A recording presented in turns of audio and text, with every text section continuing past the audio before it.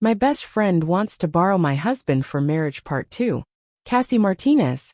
I thought you were my best friend, but I guess I was wrong. Besides, you haven't even asked Sammy how do you know he wouldn't agree. Admit it. You just want me to suffer as a single mom and watch my son face shame his whole life. She glared at me, her expression filled with venom. I wasn't sure if it was just my imagination, but when Starla mentioned Samuel, I caught a fleeting, almost imperceptible look of satisfaction in her eyes.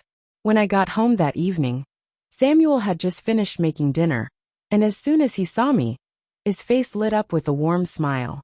Cass, come eat. Looking at the steaming dishes on the table, I felt a rush of happiness fill me.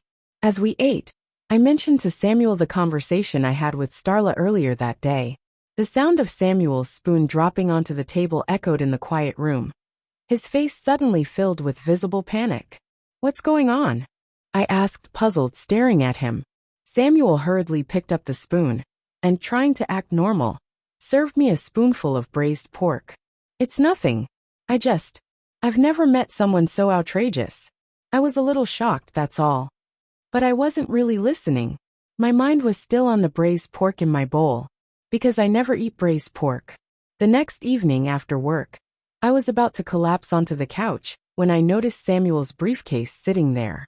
I picked it up to straighten things out and felt something in the side pocket. Pulling it out, I was met with a notebook. With trembling hands, I opened it. It was a fine printed marriage certificate.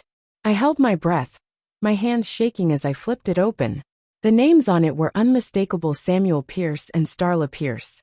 In that instant, my mind went blank, as if everything exploded in my head. Anger, pain and betrayal crashed over me like a tidal wave. As Samuel walked toward the kitchen doorway, I quickly stuffed the marriage certificate back into his briefcase. Wash your hands and come eat. He entered the room, carrying a pot of soup, his face beaming with excitement. I stood up but froze when I saw the large pot of chicken soup on the table. I had once owned a pet chicken, but it had tragically fallen from the balcony and died. Since then, I hadn't been able to bring myself to eat chicken soup. Samuel knew this well. As I stood there, lost in thought, the doorbell suddenly rang.